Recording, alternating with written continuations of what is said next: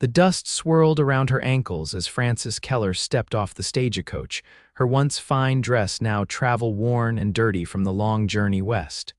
The whispers started immediately, like they always did whenever she entered a new town.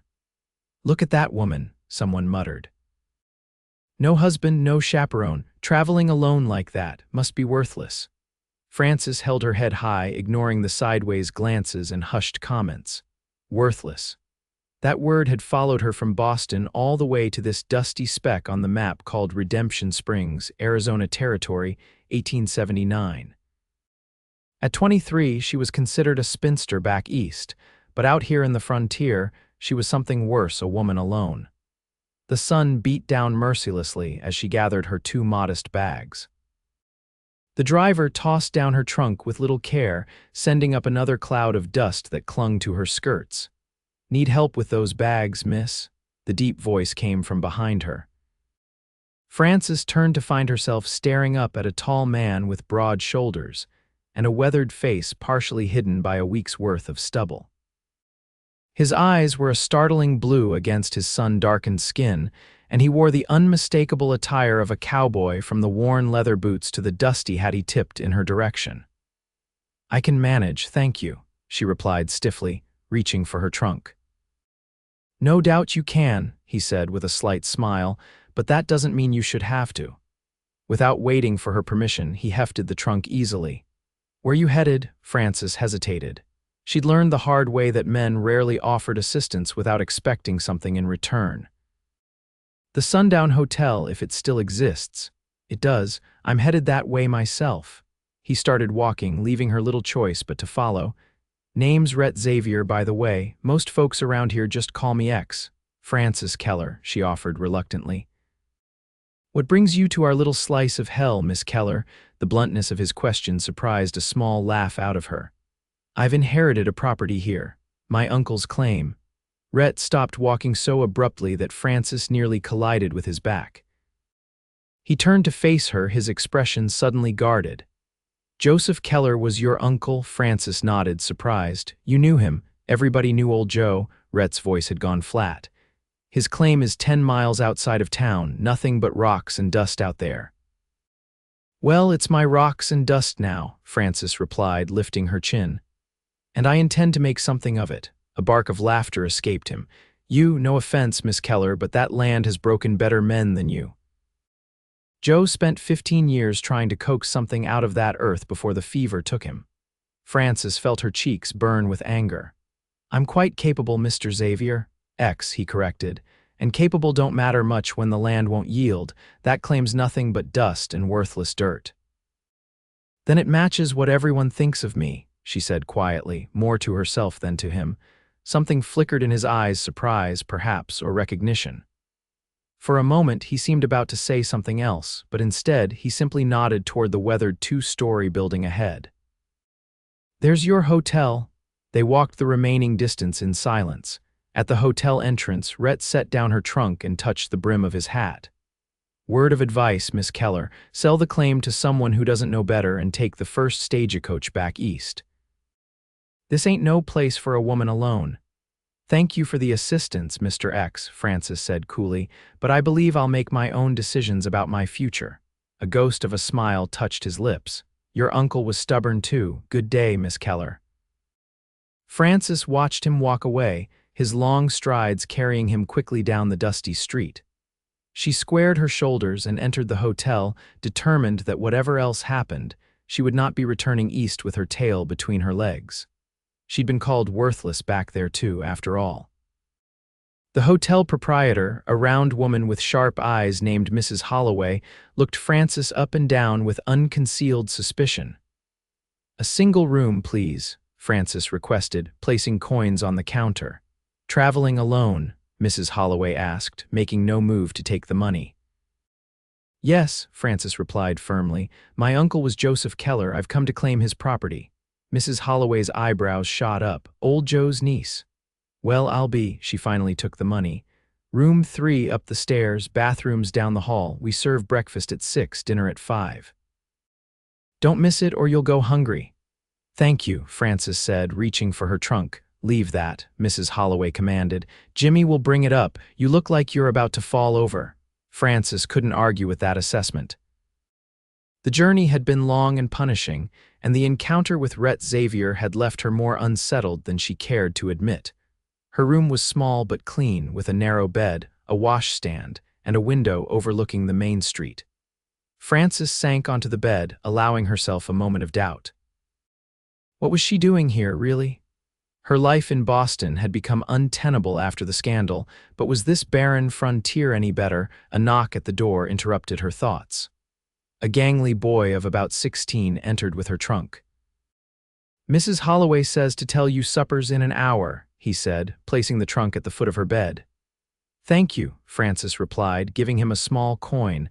Left alone again, she moved to the window. The town of Redemption Springs was hardly impressive, a single main street lined with wooden buildings, most looking like they'd been hastily constructed and poorly maintained. Men on horseback and a few wagons moved along the dusty thoroughfare. In the distance, mountains rose purple against the darkening sky, and somewhere out there was her uncle's claim. Her claim now, rocks and dust, Rhett Xavier had called it. Worthless. Well, she knew something about being called worthless. Perhaps they would suit each other, she and this barren piece of earth. Frances washed up as best she could with the pitcher of water provided, changed into her second dress, and made her way downstairs for the promised meal. The dining room was half full, mostly with men who fell silent when she entered. She kept her gaze forward, taking a seat at a small table in the corner. Mrs. Holloway appeared with a plate of beans, cornbread, and what might have been beef. "Eat up," she said, not unkindly. "You'll need your strength." Frances had just taken her first bite when the dining room door swung open and Rhett Xavier walked in. His eyes swept the room, landing on her for a brief moment before he moved to the bar. Several men greeted him and he nodded in response, but there was a reserve to him that seemed to keep even friendly gestures at a distance. "Who is he?" Frances asked Mrs. Holloway when she returned with coffee. The older woman followed her gaze. "Rhett Xavier. He runs the Double X Ranch about 15 miles north of here. Good man, fair employer, keeps to himself mostly." She paused. "Why do you ask? He helped me with my luggage earlier," Frances explained. "Seemed to know my uncle." Everybody knew old Joe, Mrs. Holloway echoed Rhett's earlier statement. He was a character, stubborn as they come, convinced there was gold on that claim of his. She shook her head. Died still believing it, poor soul, gold. Frances hadn't heard anything about gold in her uncle's infrequent letters. Just talk, Mrs. Holloway dismissed. That land's been picked over by every prospector passing through, nothing there but heartbreak. Another cheerful assessment, Frances thought wryly. She finished her meal in silence, aware of curious glances but determined to ignore them. As she rose to leave, she found Rhett Xavier standing in her path. "Miss Keller," he said with a nod. "Settling in, as well as can be expected," she replied. "I've been thinking," he said, his voice low enough that only she could hear. "I could take you out to see your uncle's claim tomorrow. It's rough country, you shouldn't go alone your first time." Frances studied him, trying to discern his motives. "That's very kind, but it's not kindness," he interrupted. "Your uncle was. Well, he was a good man in his way. I owe him this much." Something in his tone made Frances reconsider. "Very well, Mr. X, what time shall we leave? First light. Bring water and wear something practical if you have it." His eyes flicked to her dress, clearly finding it unsuitable. "I'll manage," she said stiffly. A hint of amusement touched his eyes. "I don't doubt it, Miss Keller. Good night." Frances watched him leave, puzzled by his offer and by her own acceptance of it. There was something about Rhett Xavier that both irritated and intrigued her. Perhaps it was the way he looked at her, not with the disdain or lecherous interest she'd grown accustomed to from men, but with a kind of measuring regard, as if he was trying to determine what she was made of. Back in her room, Frances opened her trunk and dug beneath her dresses to find the trousers and work shirt she'd packed in a moment of practicality. They'd been her uncle's, sent years ago when she'd expressed interest in his mining ventures. She'd kept them hidden in Boston. A woman in men's clothing would have been unthinkable there. But here, She suspected no one would blink an eye if it meant she could work. As she prepared for bed, Frances thought of Rhett's words, rocks and dust, worthless. Yet he'd known her uncle, perhaps even respected him. And tomorrow he would take her to see this land that was now her only hope for a new beginning. Sleep was a long time coming. True to his word, Rhett arrived at the hotel just as dawn was breaking. Frances was waiting in the lobby, dressed in her uncle's old clothes with her hair braided and pinned up under a wide-brimmed hat.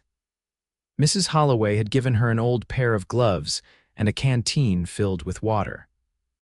Rhett's eyebrows rose slightly at her attire, but he made no comment beyond. "You'll be glad of those clothes by midday." Outside, 2 horses waited. "Can you ride?" he asked. "Yes," Frances replied, trying to sound more confident than she felt. She'd had lessons as a girl, but it had been years since she'd been on horseback. Rhett seemed to sense her hesitation. "Daisy here is gentle as they come," he said, indicating the smaller of the 2 horses, a dun mare with patient eyes. "She'll follow Buck without much guidance." Frances approached the horse cautiously, relieved when the animal merely snuffled at her outstretched hand. With as much dignity as she could muster, she allowed Rhett to help her into the saddle. "We'll take it slow," he promised, mounting his own horse with easy grace. "It's about 2 hours to your uncle's claim if we don't push." The first hour passed in relative silence as they left the town behind. The landscape opened up around them vast and stark, with red rock formations rising from the scrubby desert floor. Despite the early hour, the sun already beat down mercilessly. "How long have you been in Redemption Springs?" Frances asked finally, as much to distract herself from the growing discomfort in her legs as from genuine curiosity. 8 years, Rhett replied. "Came west after the war. Worked as a ranch hand, then cattle drive foreman. Saved enough to buy my own spread 5 years back." "You fought in the war," he nodded, his expression shuddering slightly. "Union cavalry, not something I care to discuss." Frances respected his reticence. The war had left scars on everyone, even those who hadn't fought. "And my uncle, how did you know him?" Rhett's expression softened slightly. "Joe helped me when I first arrived. I was in bad shape. He found me half dead on the trail, brought me to his cabin, nursed me back to health." He paused. Didn't ask questions, didn't expect anything in return, just helped because that's the kind of man he was. "That sounds like Uncle Joseph," Frances said softly. "He was always sending money to my mother, even when he barely had enough for himself." "He talked about his sister sometimes," Rhett said, "and about you, said you had spirit." Frances felt a pang of guilt. She'd written to her uncle, of course, but not as often as she should have, and she'd never accepted his invitations to visit. Now it was too late. "I wish I'd known him better," she admitted. Rhett glanced at her. "He would have liked that you're here now, that you're giving his claim a chance, even though you think it's worthless." "I think it's hard land that's already broken one good person," Rhett corrected. "Doesn't mean I don't respect your right to try." They fell silent again as the trail began to climb. Frances could feel blisters forming on her hands where the reins rubbed, but she didn't complain.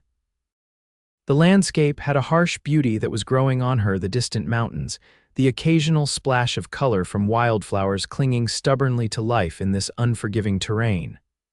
"There," Rhett said finally, pointing to a small cabin nestled against a rocky hillside. "That's Joe's place." Frances felt her throat tighten at the sight.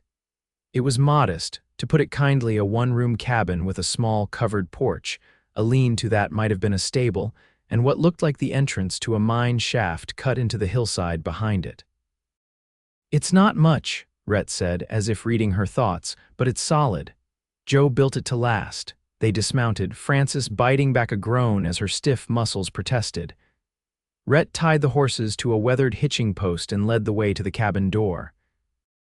He hesitated with his hand on the latch, then stepped aside. "It's your place now," he said quietly. Frances took a deep breath and pushed the door open.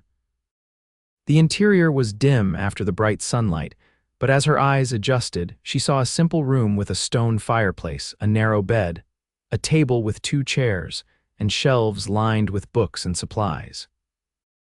Everything was covered in a layer of dust, but otherwise, it looked as though her uncle had just stepped out for a moment.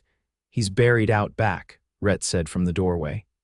"I helped the undertaker bring him home after he passed. Seemed right he should rest on his own land." Frances nodded, unable to speak past the lump in her throat. She moved further into the cabin, running her fingers along the spines of the book's geology texts, mining manuals, and to her surprise, several volumes of poetry.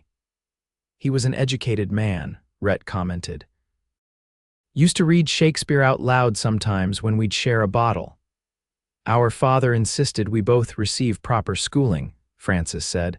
"Uncle Joseph studied engineering before he caught gold fever and came west."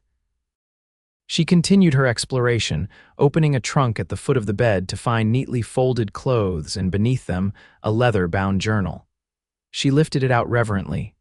"I didn't go through his personal effects," Rhett said. "Just made sure everything was secured before I left." "The claim paperwork should be in that metal box on the shelf." Frances found the box and opened it, relieved to see the deed and claim documents inside, at least that part of her inheritance was in order. She tucked the journal into her pocket to read later. "What about the mine?" she asked, moving to the door and looking toward the hillside. Rhett's expression darkened. "It's not safe. The supports have been deteriorating for years. Joe kept meaning to reinforce them, but..." He shook his head. "You shouldn't go in there alone. It could collapse." Is that where he thought he'd find gold? Joe was convinced there was a vein deep in that mountain. Spent 15 years digging, following what he called signs, never found more than trace amounts, far as I know. Frances stepped outside, shielding her eyes against the sun as she surveyed what was now her property. Beyond the cabin, she could see where her uncle had attempted to cultivate a small garden, though it was now overgrown with weeds. A crude irrigation channel led from a spring higher up the hillside. It was all very rudimentary, but there had been thought behind it. "What would this land be good for, if not mining?" she asked. Rhett looked surprised at the question. "Well, there's water, which is valuable out here. The soil's too rocky for serious farming, but you might manage a small garden for yourself. Could raise a few goats, maybe," he shrugged.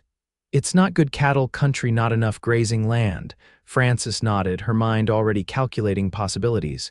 "And if I wanted to sell?"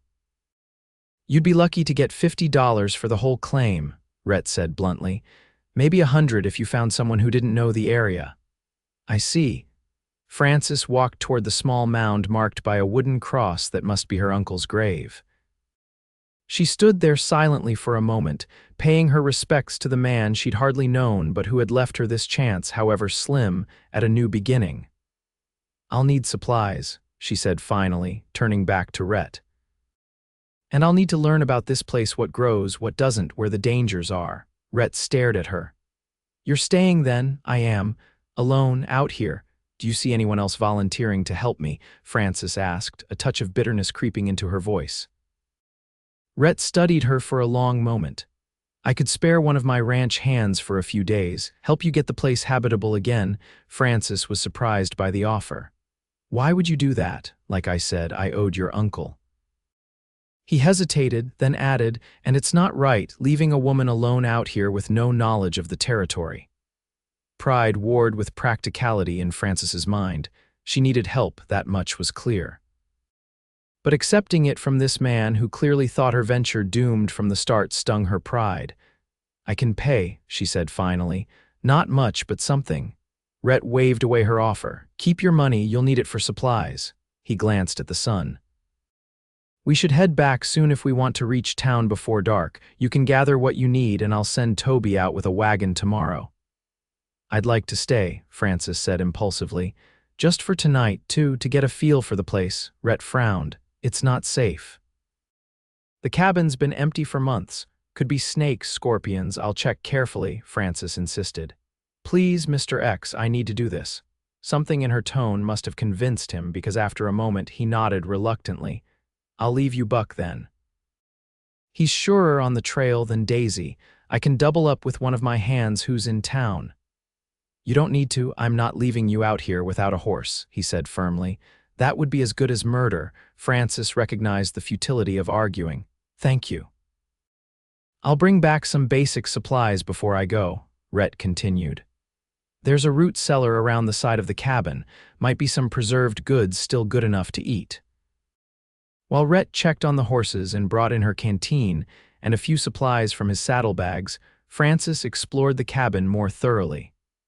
She found a broom and set about sweeping away the worst of the dust. The bedding would need to be aired, but the straw mattress itself seemed free of unwelcome residents. Rhett returned with an armful of firewood. Nights get cold, he explained, stacking it by the fireplace. You know how to build a fire. I'm not completely helpless, Frances replied, somewhat irritated by his assumption. A ghost of a smile touched his lips. Never said you were, Miss Keller, but there's a difference between city skills and survival skills. He had a point, but Frances wasn't about to admit it. I'll manage. Rhett nodded, but proceeded to show her the most efficient way to lay the fire anyway. Keep it small, he advised, just enough for warmth and cooking. Chimney hasn't been cleaned in a while. He spent another hour showing her the root cellar, which did indeed contain several jars of still edible preserves, the location of the spring, and how to secure the cabin door against nocturnal visitors. By the time he was ready to leave, the sun was already westering. I'll be back tomorrow with Toby and supplies, he said, mounting Daisy. Try not to die before then. Frances couldn't help a small laugh at his blunt humor. I'll do my best. One more thing, Rhett added, his expression serious. If you hear riders in the night, douse your light and stay quiet. Most folks around here are decent, but there are always those who see a woman alone as an opportunity. The warning sobered her. I understand, Rhett touched the brim of his hat. Good luck, Miss Keller. Frances watched him ride away, a solitary figure against the vast landscape, until he disappeared around a bend in the trail. Only then did she allow herself to feel the enormity of what she'd undertaken. She was alone, miles from the nearest town, on a piece of land that even its previous owner had failed to make profitable. What on earth had she been thinking? With a sigh, Frances turned back to the cabin. Thinking wouldn't get her through the night. Work would. She set about making the place habitable, airing the bedding, cleaning the small cast iron stove, and taking inventory of what supplies remained. Her uncle had been organized, at least, with everything neatly labeled and stored. As dusk fell, she built a small fire as Rhett had shown her and heated one of the jars of preserves peaches, according to the label. The sweet fruit reminded her that she hadn't eaten since early morning, and she devoured them gratefully along with a piece of hard bread from her saddlebag. With darkness came an almost unnerving silence, broken only by the occasional hoot of an owl or distant yip of a coyote. Frances lit a single candle and settled on the bed with her uncle's journal, hoping to find some insight into the man and the land she'd inherited. The journal began 5 years ago, with entries about daily mining operations, weather observations, and occasional references to visitors including Rhett, who appeared regularly in the narrative. Reading between the lines, Frances gathered that her uncle had found something in the mine that excited him greatly about 2 years ago. But the entries became frustratingly vague after that, as if he feared someone might read his words. One passage caught her attention particularly. X came by today. Tried again to convince me to sell to him. Says the land is worthless, that I'm throwing my life away on dust and dreams. He's wrong. There's gold here, I know it. But even if there wasn't, this land has value beyond ore. There's peace here, purpose. A man could do worse than to live out his days in this beautiful desolation. Frances frowned, rereading the passage. Rhett had tried to buy her uncle's claim. He'd never mentioned that. Why offer to help her now if he'd wanted the land for himself? She read on, but found no further mention of Rhett's offer. The final entries, dated just weeks before her uncle's death, were increasingly erratic, fevered ramblings about being close to a breakthrough, about proving everyone wrong. The very last entry simply read, "They'll see, it's all gold." Every worthless grain of dust. Frances closed the journal, troubled. Had her uncle been delirious with the fever that eventually killed him? Or had he actually found something valuable? She extinguished the candle and lay back on the bed, too tired to puzzle it out further. Tomorrow would bring Rhett and his ranch hand, supplies, and decisions about how to proceed. For tonight, she was simply grateful for shelter and the strange sense of connection she felt to this place, as if some part of her uncle's spirit lingered, welcoming her. Despite her exhaustion, sleep came fitfully. Every unfamiliar sound startled her awake, and the hard mattress provided little comfort after weeks of sleeping in proper beds during her journey west. When she did drift off, her dreams were a confused jumble of images her uncle's face, though she had only the vaguest memory of it from childhood. Rhett Xavier's penetrating blue eyes, and endless tunnels of rock that seemed to whisper secrets just beyond her understanding. She woke to early dawn light filtering through the cabin's single window. For a moment, disorientation gripped her, but then memory returned. This was her cabin now, her land. Her new beginning. Frances rose, wincing at the stiffness in her muscles from yesterday's ride and the uncomfortable night. She splashed water on her face from the bucket Rhett had filled for her, then stepped outside to greet the day. The air was cool and clear, the sky a pale blue that promised heat later but was gentle now. She walked to the edge of the small clearing where the cabin stood and looked out over the valley below. In the distance, she could just make out a thin line that must be the road to town. Closer at hand, a family of quail scurried through the brush, and a jackrabbit bounded away at her approach. It was beautiful in its harsh way. Not the lush greenery of the east, but something wilder, more honest. She could understand why her uncle had loved it. Frances spent the morning exploring the immediate vicinity of the cabin, careful not to venture too far alone. She found the spring that fed the irrigation channel, a small but steady flow of clear water emerging from a crack in the rocks. She followed the channel to what had been her uncle's garden, now overgrown but still showing the neat rows he'd laid out. The mine entrance she avoided, heeding Rhett's warning about its stability. Still, she stood at a safe distance, staring at the dark opening cut into the hillside. Had her uncle really found gold in there, or had it been the delusion of a dying man?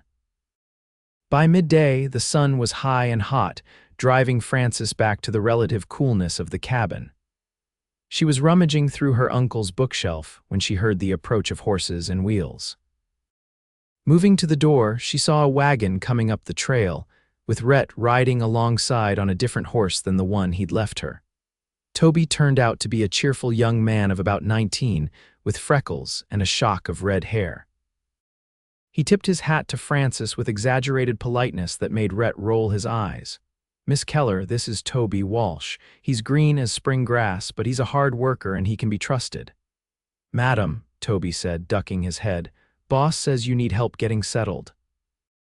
"I do indeed, Mr. Walsh," Frances replied, charmed by the young man's earnestness. "Thank you for coming.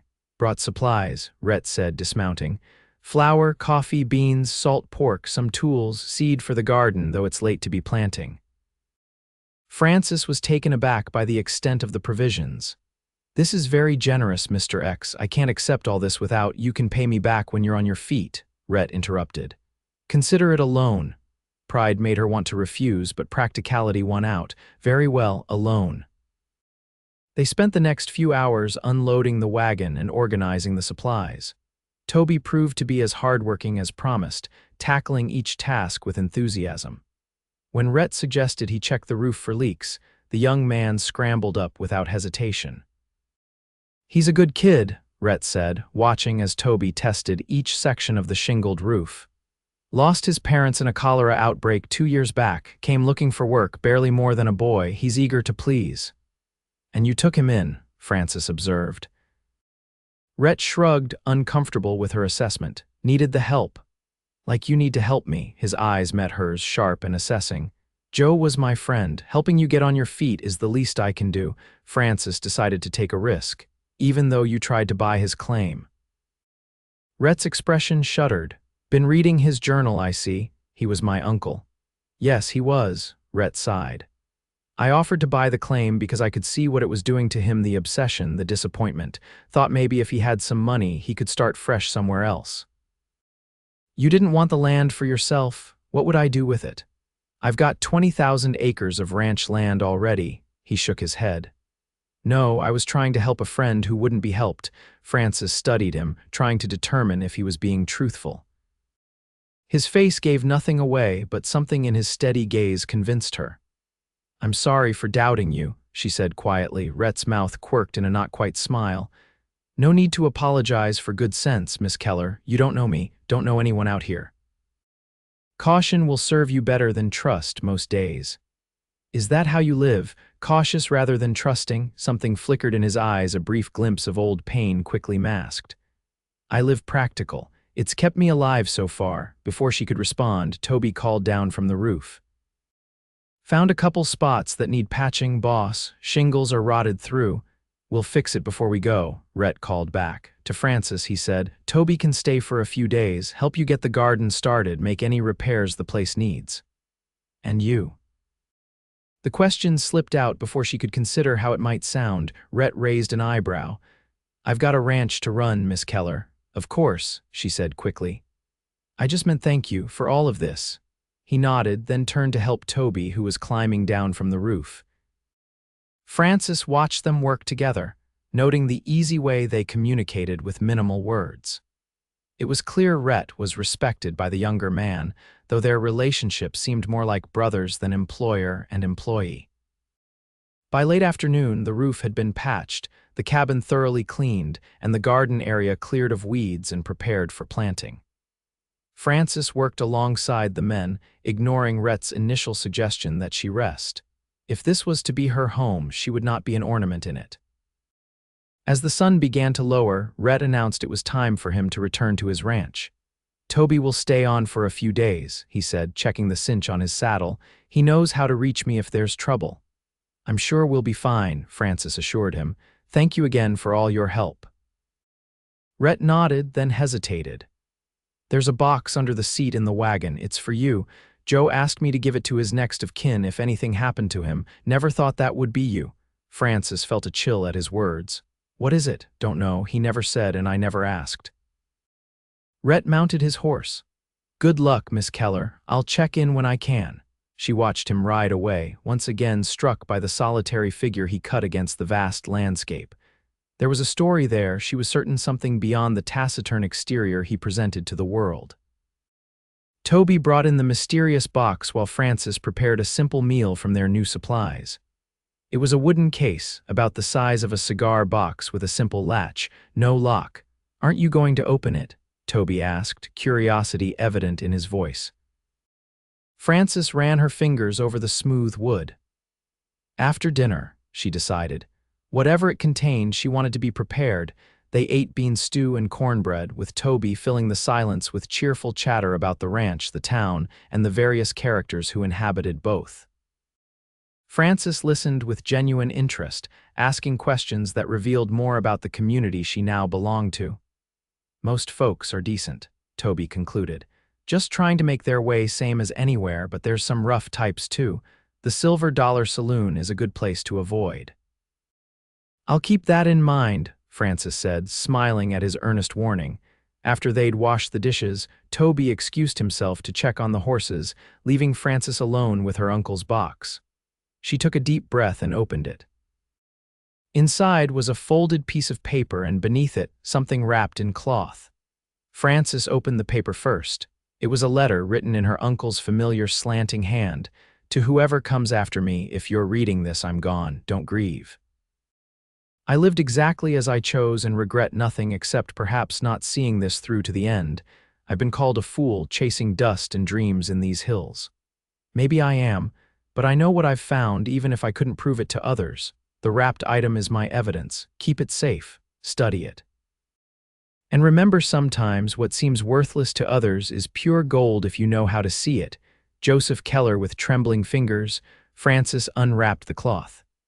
Inside was a chunk of quartz-veined rock about the size of her palm.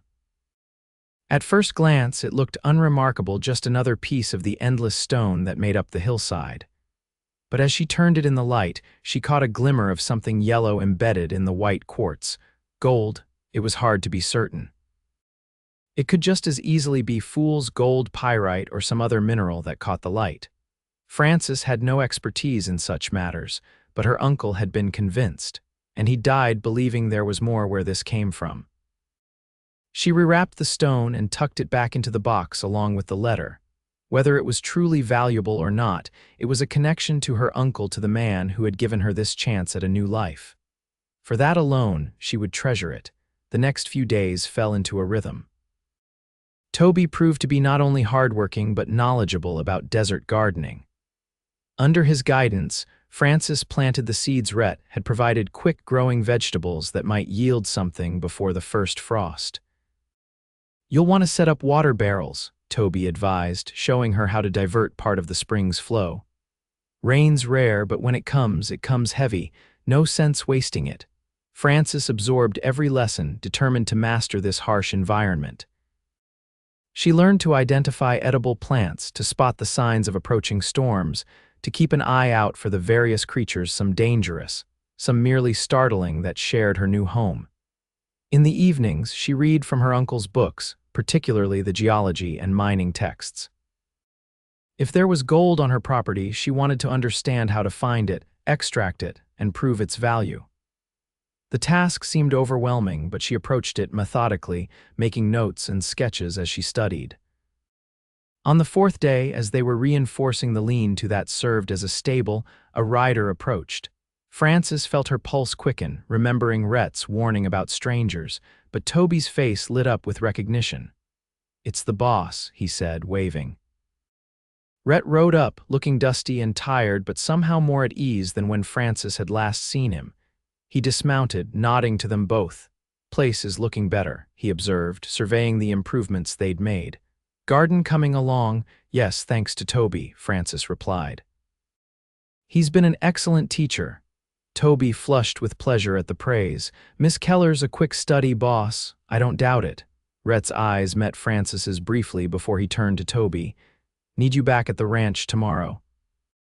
Miller's down with a broken leg and were short-handed for the roundup. Disappointment washed through Frances, though she'd known Toby couldn't stay indefinitely.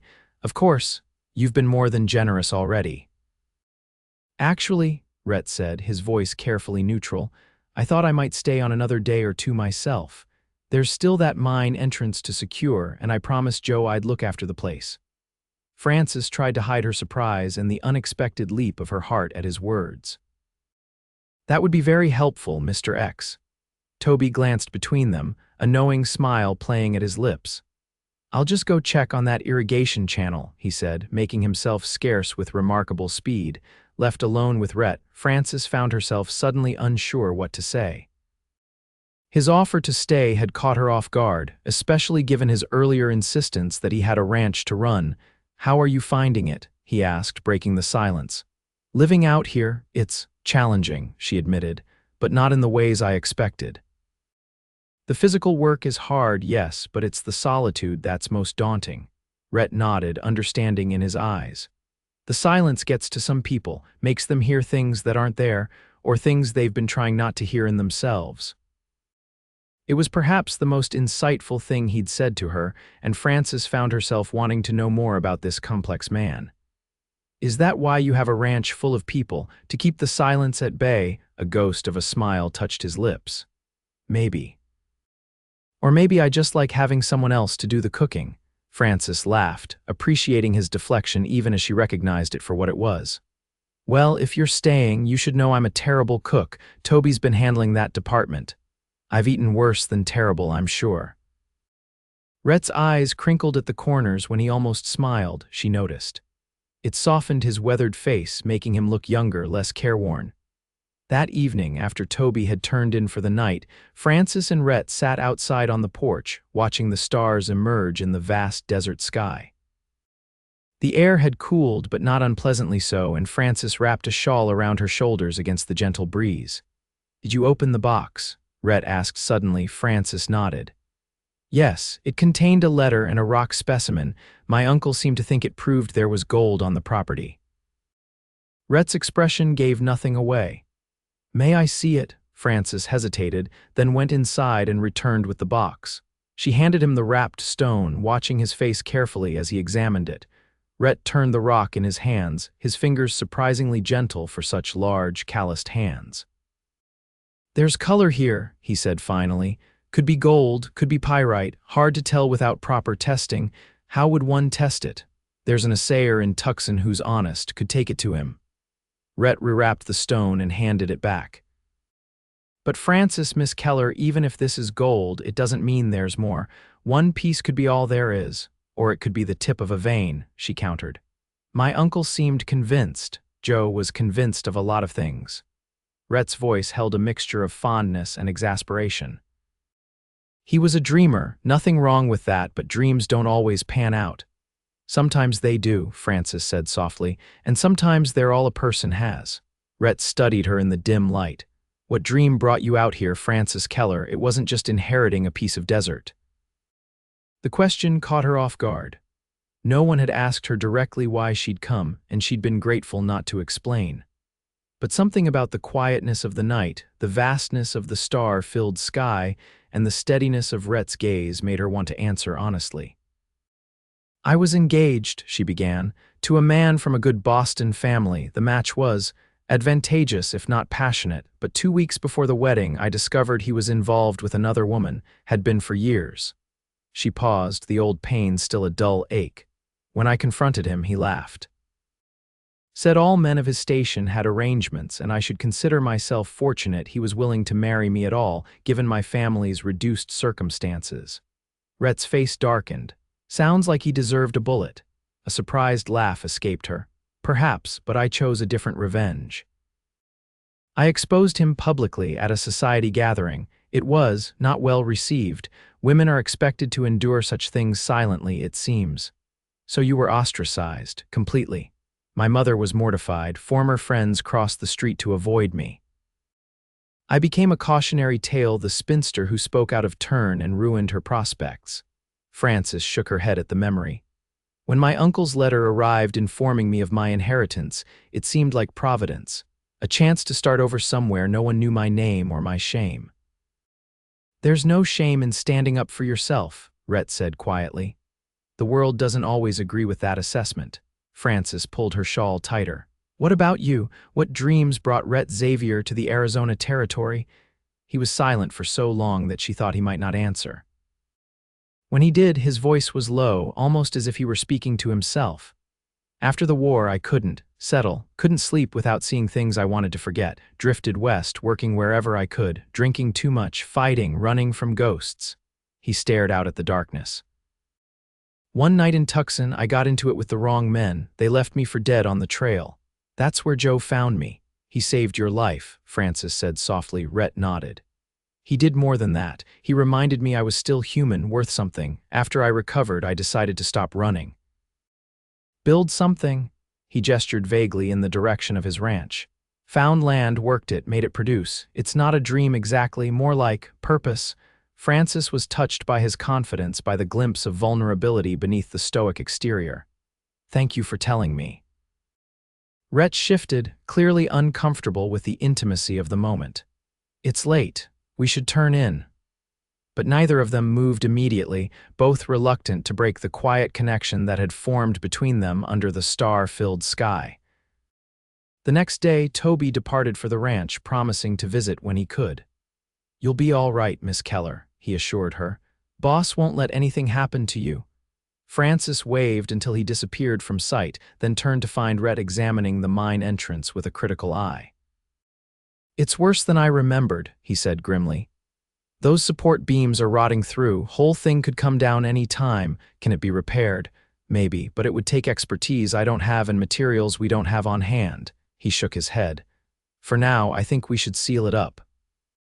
Too dangerous otherwise. Frances felt a pang of disappointment. If there was gold in the mine, sealing it would mean delaying any attempt to find it. But Rhett was right, safety had to come first. They spent the morning gathering large rocks and piling them in front of the entrance. It was hard, sweaty work, and by midday, both were exhausted and filthy. That should keep out any curious critters, Rhett said, surveying their handiwork. And any curious claim owners, he added with a pointed look at Frances. She raised her hands in mock surrender. I promise not to go tunneling alone, see that you don't. His tone was light, but his eyes were serious. I've buried enough friends in these hills. The stark statement sobered her. Life was fragile out here with dangers both obvious and hidden. She was fortunate to have someone looking out for her welfare, even temporarily. They washed up at the spring and ate a simple lunch of bread and jerky. As they worked through the afternoon on other repairs around the property, Frances found herself watching Rhett when he wasn't looking the confident way he moved. The careful attention he paid to each task. The occasional half-smile that transformed his face when something amused him. He was not classically handsome like the men she'd known in Boston, with their smooth hands and cultured manners. Rhett Xavier was all angles and weathered surfaces, shaped by sun and hardship and his own stubborn endurance. But there was something compelling about him, a solidness, a certainty of purpose that drew her like a lodestone. It was foolish, she knew. He was helping her out of obligation to her uncle, nothing more. And she had come west to escape the consequences of one ill-advised attachment. Leaping into another would be the height of folly. Yet when their hands accidentally brushed as they worked side by side, she couldn't help the flutter in her chest or the heat that rose to her cheeks. And once, catching him looking at her with an expression she couldn't quite decipher, she wondered if perhaps she wasn't alone in this growing awareness. That evening, as they sat again on the porch watching the sunset paint the desert in shades of gold and purple, Rhett broached a subject she hadn't expected. "You should come into town tomorrow," he said. "Meet some folks. There are good people there who could be allies." "And you need more supplies than we brought." Frances hesitated. She'd been avoiding town, preferring the solitude of her claim while she adjusted to her new circumstances. But Rhett was right, she couldn't remain isolated forever. "Will you come with me?" The question slipped out before she could consider how it might sound. Rhett's expression softened almost imperceptibly. "That was the idea. I wouldn't throw you to the wolves alone." Relief washed through her, followed by a flutter of anticipation. "Thank you, I'd like that." Morning found them on the trail to Redemption Springs, Frances riding Buck while Rhett led the way on his own mount. They'd risen early to avoid the worst of the day's heat, and the air was still cool and sweet with the scent of desert flowers that had opened in the night. "The town can be overwhelming if you're not used to it," Rhett warned as they rode. "Lots of different types, miners, cowboys, merchants, drifters, some respectable, some not so much. I did live in Boston," Frances reminded him dryly. "I'm familiar with the concept of society's varied elements." Rhett chuckled, a warm sound that Frances realized she'd never heard from him before. Fair enough, but Boston society probably didn't include men who might shoot each other over a card game or a perceived slight. "You'd be surprised," Frances murmured, thinking of some of the more cutthroat aspects of Boston's upper circles. The weapons might have been different, but the intent was often just as deadly. As they approached the town, Frances felt a flutter of nervousness. Her first arrival had been marked by whispers and judgment. She wasn't eager to face more of the same. But having Rhett beside her gave her confidence. Whatever else he might be, Rhett Xavier was respected in Redemption Springs. Their first stop was the general store, a large establishment that seemed to stock everything from mining equipment to fine china. The proprietor, a round man with spectacles perched on his nose, greeted Rhett warmly. "Haven't seen you in town for a spell, and who's this lovely lady?" "Harold, this is Miss Frances Keller, Joe's niece. She's taken over his claim." Rhett's tone was casual, but Frances caught the subtle message beneath it. She was under his protection. Harold's eyebrows rose. "Joe's niece. Well, welcome to Redemption Springs, Miss Keller. Your uncle was a fine man." "Eccentric, but fine." "Thank you," Frances replied, warming to the shopkeeper's genuine welcome. "I'm still learning about the place he loved so much. And no better guide than X here," Harold said with a wink. "Now, what can I get for you folks today?" They spent an hour at the store, with Frances selecting necessities, while Rhett occasionally suggested items she might not have considered: a better quality axe, a more durable cooking pot, seeds suited to the local climate. When it came time to pay, she was startled by the total. "Please add it to my account, Harold," Rhett said before she could protest. "We'll settle up later." Outside, Frances turned to him with a frown. "I can pay my own way, Mr. X. I know you can, he replied calmly, but your funds are limited and you'll need them for other things.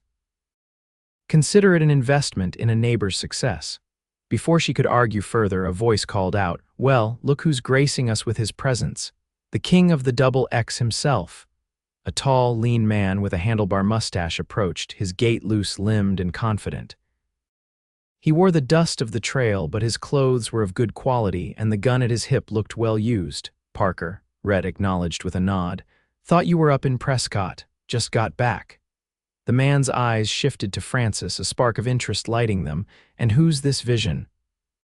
Don't tell me you've finally found yourself a woman, X. Frances felt her cheeks heat at the implication, but Rhett's expression remained impassive.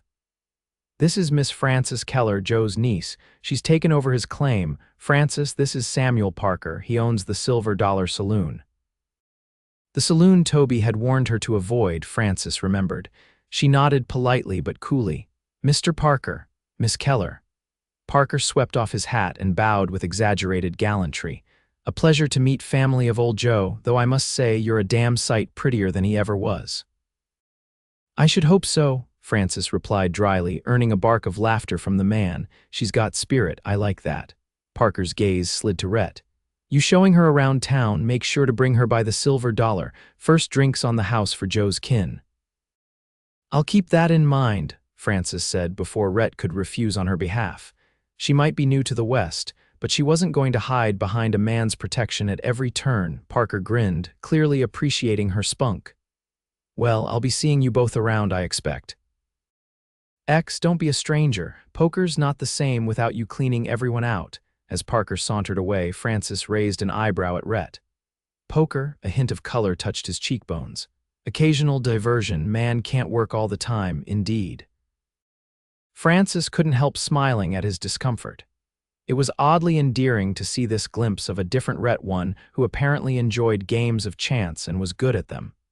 They continued their tour of the town, with Rhett introducing her to various shopkeepers and residents. Most were welcoming, though Frances was acutely aware of curious glances and whispered comments that followed in their wake. A woman living alone on a mining claim was unusual enough to fuel gossip, it seemed. Their final stop was the town's only restaurant, a modest establishment called the Prairie Rose. The owner, a stout woman named Mrs. Chen, greeted Rhett like an old friend. You bring new friend, Mr. X, she asked, her English accented but clear. This is Miss Keller, Mrs. Chen. Joe's niece. Mrs. Chen's face lit up. Ah, old Joe speak of you, say his niece very smart, very pretty, he right.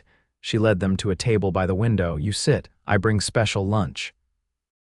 The meal was indeed special tender beef, vegetables in a flavorful sauce, and rice that reminded Frances of how limited her own cooking repertoire was. She ate with genuine appreciation, making Mrs. Chen beam with pride. Joe come every month, the woman explained as she refilled their tea. Bring little gold buy supplies, always say someday he strike it rich, bring his family west. Her expression grew sad, never happen, very sorry. Thank you for being kind to him, Frances said softly. It means a lot to know he had friends here. Mrs. Chen patted her hand. You come anytime. Friends of Joe always welcome. As they left the restaurant, Frances felt a weight lifting. The town wasn't as hostile as she'd feared, and knowing her uncle had been respected here made her feel less alone. One more stop, Rhett said, leading her toward a small building with a sign reading Redemption Springs Assay Office. Inside, a bespectacled man with ink-stained fingers looked up from his desk. X, what brings you by, not turning prospector on us, are you? Not likely, Edwards. This is Frances Keller, Joe's niece. She's inherited his claim. The assayer's face registered surprise, then interest. Is that so? Joe was convinced there was gold in those hills. Never could produce enough to prove it, though. Frances reached into her pocket and withdrew the wrapped stone from her uncle's box. He left this. I was hoping you might be able to tell me if it's significant. Edwards unwrapped the stone carefully, his expert eyes examining it from all angles. He reached for a magnifying glass and studied it more closely, then weighed it in his hand.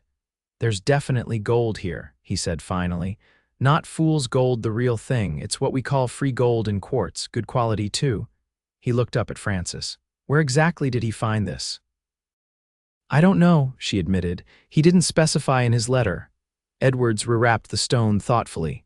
Well, it came from somewhere on his claim, I'd wager. Joe wasn't one to stray onto others' territory. He handed it back to her. If there's more where this came from, you could have something valuable, Miss Keller. Frances's heart quickened. How would I find out? You'd need to locate the source vein, not easy without mining experience. Edwards glanced at Rhett. Though you've got a good man to help if he's willing. Rhett's expression had grown guarded. The mine entrance is unstable. We sealed it yesterday.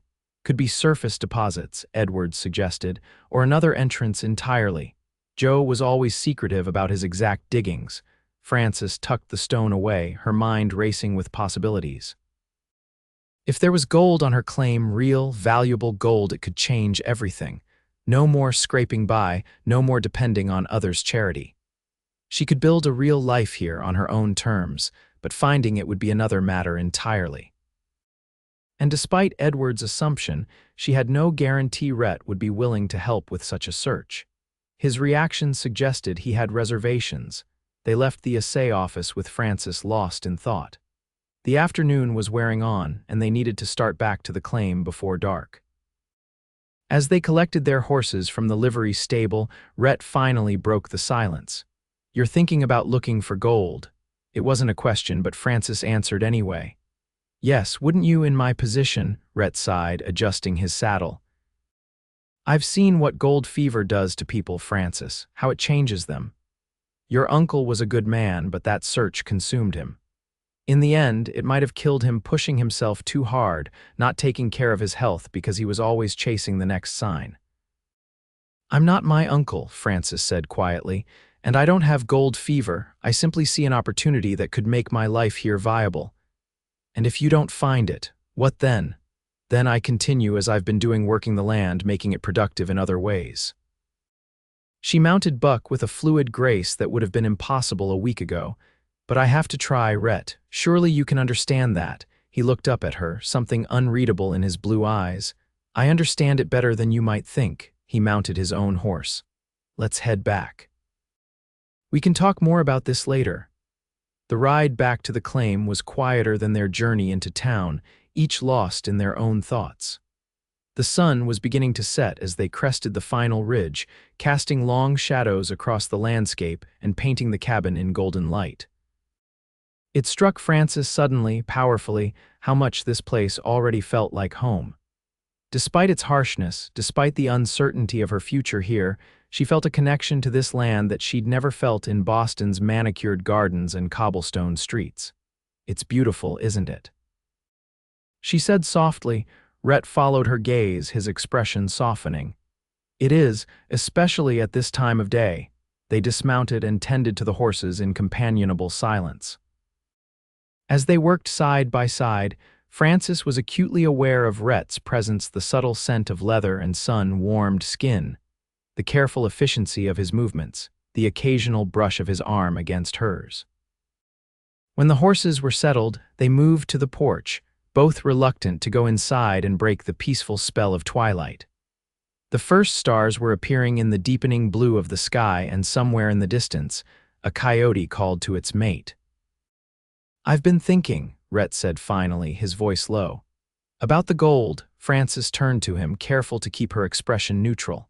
And I know someone, a mining engineer who worked the big operations down near Bisbee. He retired last year, lives about a day's ride from here. If anyone could assess whether your claim has real potential, it would be him. Hope flared in Frances's chest. You'd take me to see him, if that's what you want. Rhett's eyes met hers. But Frances, you need to be prepared for him to tell you what you don't want to hear. The odds aren't in your favor. I understand that, she said earnestly, but I need to know one way or the other. If there's nothing there, I can accept that and move forward accordingly, but if there is... She trailed off, the possibilities too numerous to voice. Rhett nodded slowly. All right. We'll ride out the day after tomorrow, give you time to prepare the place for a few days' absence. Thank you, Frances said softly, for helping me, for everything. Something shifted in Rhett's gaze, a warmth that hadn't been there before. You're welcome. They sat in silence as darkness fell completely, the stars emerging in full brilliance above them. Frances was acutely aware of Rhett beside her, so close she could feel the warmth radiating from his body in the cooling night air. "I should turn in," she said finally, reluctant to break the moment but sensing they were on the edge of something neither of them might be ready for. Rhett stood, offering his hand to help her up. She took it, feeling the calluses on his palm, the gentle strength in his grip. "Good night, Frances." "Good night, Rhett." It was the first time she'd used his given name without the formality of Mr. preceding it, and the intimacy of it hung in the air between them. For a moment, she thought he might say something more, might even close the small distance between them. But he simply released her hand and stepped back, touching the brim of his hat in a gesture that was both courtly and a retreat. Frances went inside, her emotions a confusing tangle. She was a woman who had sworn off romantic entanglements, who had come west precisely to escape the complications of such feelings. Yet here she was, her heart racing at the mere thought of Rhett Xavier's blue eyes and the way they softened when he looked at her. Foolish, she chided herself as she prepared for bed. He was being kind out of obligation to her uncle, nothing more. And even if there was something developing between them, what future could it have? She was determined to make her own way, not to depend on a man again. And Rhett had his ranch, his established life. Still, as she drifted toward sleep, it was his face she saw, weathered and strong, with that rare half-smile that transformed his features and hinted at depths she'd only begun to explore. The next day passed in a flurry of preparations. Frances harvested what vegetables were ready in the garden, reinforced the irrigation system to ensure it would function in her absence, and packed provisions for their journey. Rhett rode out in the morning to check on his ranch and inform his foreman of his plans, returning by mid-afternoon. "Everything set at the Double X," he reported. "Toby sends his regards. He's a good young man," Frances replied, smiling at the mention of her enthusiastic helper. "I hope he'll visit again when time allows. No doubt he will. Seems quite taken with you." Rhett's tone was neutral, but Frances detected a hint of something else, not quite jealousy, but perhaps protectiveness. "He reminds me of my younger brother," she said, deciding honesty was best. "Always eager, always seeing the best in everything." Rhett's expression relaxed subtly. "I didn't know you had a brother." "Had," Frances corrected softly. "He died in the war, just 19. "I'm sorry," Rhett said, and she could tell he meant it. "The war took too many who were too young." "Yes." She didn't press for more, sensing his own losses were still too raw to discuss. They spent the evening reviewing maps and planning their route to the mining engineer's home. His name was William Thornton, and according to Rhett, he had worked some of the richest mines in the territory before retiring due to a lung condition common among miners. "He's gruff," Rhett warned, "but honest. If there's potential on your claim, he'll tell you straight, and if there isn't, he'll tell you that too." "That's all I ask," Frances assured him. "The truth, whatever it may be." They set out at dawn the next morning, each on horseback with provisions packed for several days. The journey would take them south and east, through rougher country than Frances had yet encountered. Rhett kept a rifle across his saddle, a reminder that the wilderness held dangers beyond the natural hardships of terrain and weather. "Apache territory?" Frances asked, noting his vigilance. "Not exactly, but there are renegade bands that sometimes raid in these parts," Rhett explained.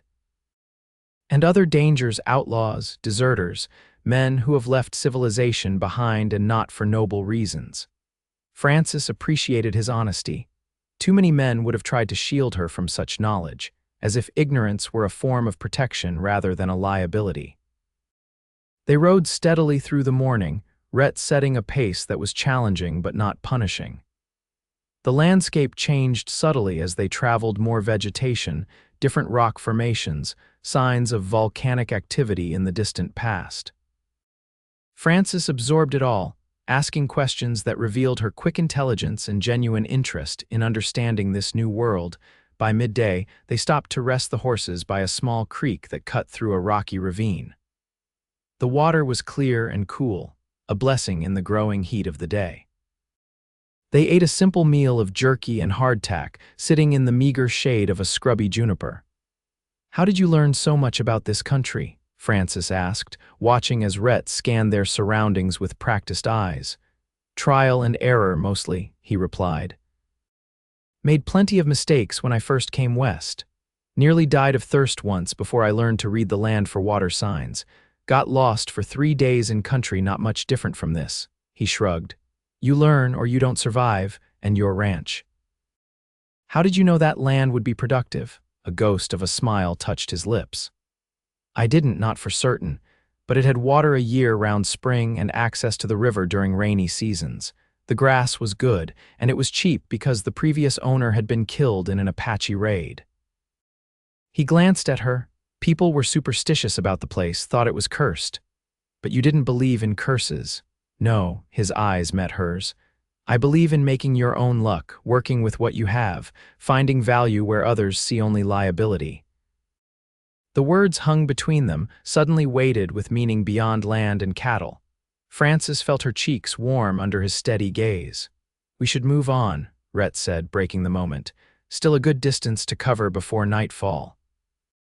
They continued their journey, climbing steadily into more mountainous terrain. By late afternoon, clouds had gathered on the horizon, promising one of the sudden, violent storms common in the territory. "We need to find shelter," Rhett announced, studying the darkening sky. "That storm's moving fast." They diverted from their planned route, heading toward a cluster of rock formations that Rhett thought might offer protection. The wind was picking up, carrying the scent of rain and the distant rumble of thunder. "There," Rhett pointed to a natural overhang in the rocks, deep enough to shelter them and the horses if they pressed back against the wall. They'd barely secured the horses and gathered their gear when the storm broke with stunning ferocity. Rain fell in sheets, turning the ground outside their shelter into a flowing stream within minutes. Lightning split the sky, followed almost immediately by thunder that shook the very rocks around them. Frances found herself pressed against Rhett in the confined space, acutely aware of his solid presence beside her. "Does it always storm like this?" She had to raise her voice to be heard over the downpour. "Not often, but when it does, it means business," he replied, his breath warm against her ear. "This is why flash floods are so dangerous out here. All this water has nowhere to go but down fast." As if to illustrate his point, a torrent of water cascaded over the edge of their rocky shelter, creating a curtain that isolated them further from the world outside. The temperature had dropped with the rain, and Frances shivered despite her jacket. Without comment, Rhett shifted to block more of the wind from reaching her, his arm coming around her shoulders in a gesture that was protective rather than presumptuous. Frances tensed momentarily, then relaxed into the warmth he offered. "Thank you," she said softly. He nodded, his profile sharp against the gray light filtering through the rain. They sat in silence as the storm raged, each acutely aware of the other yet reluctant to acknowledge the growing tension between them. Finally, the rain began to slacken, though the sky remained ominously dark. "We won't make it to Thornton's today," Rhett said, moving to check on the horses. "Ground's too treacherous now, and we'd be riding in the dark." "What do you suggest?" Frances asked, already suspecting the answer. "We make camp here for the night, head out at first light." He glanced at her. "Unless you'd rather push on," Frances shook her head. "I trust your judgment." Something flickered in his eyes at her words, surprise, perhaps, or pleasure. He nodded once, then set about making their temporary shelter as comfortable as possible under the circumstances. They couldn't risk a fire with everything so wet, so dinner was cold rations again. As darkness fell, the temperature dropped further, and Frances found herself shivering despite her best efforts to hide her discomfort. "Here," Rhett said, unrolling his bedroll and extending it toward her. "Take this, and what will you use?" she challenged. "I'll be fine." "Don't be ridiculous," Frances said firmly. "We'll share. There's plenty of room if we're both sensible about it." Rhett looked as though he might argue, but practicality won out. He arranged the bedroll in the driest part of their shelter, then hesitated. "You first." Frances settled onto the bedroll, pressing herself as close to the rock wall as possible to leave room for him. After a moment's hesitation, Rhett lay down beside her, his back to hers, maintaining as much distance as the narrow space allowed. Despite his efforts at propriety, Frances was intensely aware of his presence, the solid warmth of him, the rhythm of his breathing. It should have been uncomfortable, this forced intimacy with a man she barely knew, yet somehow it felt right, safe despite the wildness of their surroundings. "Rhett," she said softly into the darkness. Thank you for doing this, for helping me when you have no obligation to." He was silent for a long moment, then so quietly she almost missed it. "Maybe I wanted to." The simple admission hung in the air between them, charged with possibilities neither of them seemed ready to voice. Frances closed her eyes, letting the sound of rain and Rhett's steady breathing lull her toward sleep. She woke sometime in the night to find they had shifted in their sleep. Rhett's arm was around her waist, her back pressed against his chest, their bodies fitting together as if designed for each other. His breathing was deep and even, his face buried in her hair. Frances knew she should move away, re-establish the proper distance between them. But the night was cold and he was so warm, and something in her rebelled at the thought of pulling away from this unexpected comfort. So she remained where she was, allowing herself this one moment of connection, of feeling protected rather than alone. Tomorrow would be soon enough to remember all the reasons this shouldn't be. Morning came with clearing skies and birdsong. Frances woke to find herself alone on the bedroll, Rhett already up and seeing to the horses. She was both relieved and disappointed by his discretion. "Sleep well?" he asked when she emerged from their shelter, his tone carefully neutral. "Better than I expected to," she replied truthfully. A ghost of a smile touched his lips. "Same." They ate a quick breakfast and packed up their gear, neither mentioning their shared sleeping arrangements. The ground was still wet from the storm, but the sun was already working to dry it, steam rising from the rocks as they warmed. "We should reach Thornton's by midday if we push," Rhett said, checking Buck's saddle. "Ground might be slick in places, so we'll take it careful." Frances nodded, mounting Daisy with growing confidence. A week ago, she would have been terrified by the prospect of riding through such rough country after a storm. Now, she felt almost eager for the challenge. True to Rhett's prediction, they reached William Thornton's homestead shortly after noon. It was a sturdy place, larger than Frances had expected, a proper house rather than a cabin, with outbuildings and a corral for horses. A windmill turned lazily in the breeze, pumping water into a large tank. A thin man with a shock of white hair emerged from the house as they approached, a shotgun held casually but ready in his gnarled hands. "That you, Xavier?" "It's me, Thornton," Rhett called back. "Brought a friend to see you." The old man lowered his shotgun, squinting at Frances. "A woman." "You finally find yourself a wife, boy." Frances felt her cheeks heat, but Rhett merely chuckled. "Not exactly. This is Frances Keller, Joe's niece. She's inherited his claim and has some questions about its potential." Thornton's bushy eyebrows rose. "Old Joe's niece, eh? Well, come on in, both of you. Any kin of Joe's is welcome here." The interior of the house was surprisingly comfortable, with well-made furniture, bookshelves filled with technical volumes, and various rock specimens displayed on shelves. It was the home of an educated man who valued knowledge and order.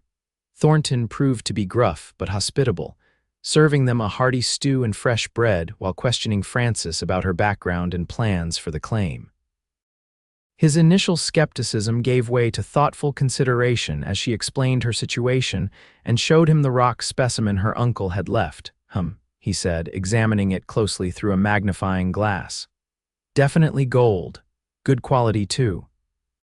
But one sample doesn't tell us much about what's in the ground." "That's why we're here," Frances said.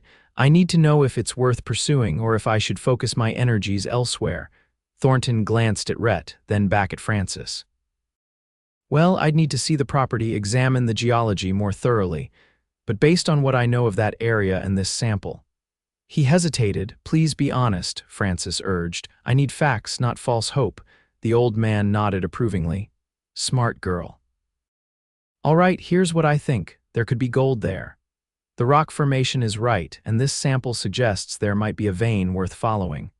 But mining is expensive, dangerous work, especially for a small operation. You'd need capital, equipment, expertise. None of which I have, Frances acknowledged. Not yet, Thornton corrected. But these things can be acquired. The question is whether the potential reward justifies the risk and investment. And does it? Rhett asked, speaking for the first time since they'd begun discussing the mine. Thornton stroked his beard thoughtfully. I'd say, possibly, enough that I'm willing to ride out there with you and take a look. Been a while since I had a good puzzle to solve. Hope flared in Frances's chest. You do that? Why not? I'm not dead yet, just retired. Thornton coughed, a wet, rattling sound that explained his retirement more eloquently than words. We can head out tomorrow if you're not in a hurry to get back. Frances glanced at Rhett, who nodded slightly. Tomorrow would be perfect. Thank you, Mr. Thornton. Bill, the old man corrected. Mr. Thornton was my father, and he was a miserable old coot. They spent the remainder of the day reviewing maps of the area around Frances's claim, with Thornton offering insights into the geological formations and what they might indicate about mineral deposits. His knowledge was extensive and precise, and Frances absorbed as much as she could, asking questions that impressed both men with her quick understanding. That evening, Thornton insisted they stay for dinner and the night, offering a spare bedroom to Frances and a cot in his study to Rhett. The meal was surprisingly good rabbit stew with dumplings and wild greens prepared by Thornton himself. Bachelor living, he explained with a wink. Learn to cook or starve. After dinner, Thornton brought out a bottle of good whiskey, pouring small measures for each of them. To new ventures, he toasted, raising his glass. And old wisdom, Frances added, nodding to their host. They drank, the whiskey burning pleasantly down Frances's throat. She wasn't accustomed to spirits, but the small amount was warming rather than intoxicating. Conversation flowed easily, with Thornton sharing stories of his mining days, the fortunes made and lost, the characters he'd encountered, the dangers and triumphs. Frances listened, fascinated by this glimpse into a world so different from the one she'd known in Boston. As the evening wore on, Thornton's cough worsened, and he finally excused himself to rest. Early start tomorrow, he reminded them. Want to reach the claim with plenty of daylight to explore. Left alone with Rhett in the comfortable sitting room, Frances felt suddenly shy. They hadn't had a private moment since their night in the rock shelter, and the memory of waking in his arms lingered between them, unacknowledged but not forgotten. He's an interesting man, she said, searching for safe conversation. One of the best, Rhett agreed. Knows more about mining than almost anyone in the territory. If there's anything to find on your claim, he'll know how to find it. And if there isn't, the question that had been nagging at her finally surfaced. Rhett's eyes met hers, steady and honest. Then you'll know that too and can decide what to do next. Either way, you're better informed, Frances nodded, appreciating his straightforwardness. I keep thinking about what my uncle wrote, that sometimes what seems worthless to others is pure gold if you know how to see it. She smiled softly. Perhaps he wasn't just talking about the land. No, Rhett said quietly. I don't think he was. Something in his tone made her look up sharply. Rhett was watching her with an intensity that made her breath catch, as if he were seeing not just who she was now, but who she could become, who she truly was beneath the surface. Frances, he began, then stopped, seeming to search for words. Yes, she prompted, her heart suddenly racing. But whatever he might have said was interrupted by a crash from Thornton's bedroom, followed by a bout of violent coughing. They both rushed to check on their host, finding him doubled over in pain, blood speckling his handkerchief. Just a bad spell, he wheezed, waving away their concern. Happens sometimes, I'll be fine by morning. But he didn't look fine, and Frances exchanged a worried glance with Rhett. Perhaps we should postpone our trip to the claim, she suggested. Nonsense, Thornton barked, though the effect was somewhat undermined by another coughing fit. Been dealing with this for years. Just need my medicine and rest. He directed Rhett to a bottle in the kitchen, and after taking the prescribed dose, seemed to breathe a little easier. Still, Frances insisted on staying nearby until he fell asleep, his breathing finally evening out into something less labored. When she returned to the sitting room, Rhett was standing by the window, looking out at the star-filled sky. He turned as she entered. "How is he?" "Resting now," she replied, "but I'm concerned. That cough sounds serious." "Miner's lung," Rhett explained grimly. "Years of breathing rock dust underground. It's why he retired. Gets worse over time, no real cure." Frances felt a pang of guilt. "Perhaps we shouldn't ask him to exert himself on my behalf. Bill makes his own decisions," Rhett said firmly. "Always has. If he says he wants to see your claim, he means it. And truthfully, having a purpose might be good for him. Gives him a reason to use all that knowledge he's accumulated." Frances nodded, understanding. Purpose was something everyone needed, regardless of circumstances. Hadn't she come west seeking exactly that? "It's late," Rhett said, breaking into her thoughts. "You should get some rest. Tomorrow will be a long day." "Yes," she agreed, though she was reluctant to end their time alone together. "Good night, Rhett." He smiled, that rare, genuine smile that transformed his weathered face. "Good night, Frances." She went to the spare bedroom Thornton had prepared for her, but sleep was a long time coming. Her mind kept returning to the moment before they'd been interrupted, the way Rhett had looked at her, the way he'd said her name. What had he been about to say? And more troubling, what was she hoping he'd say?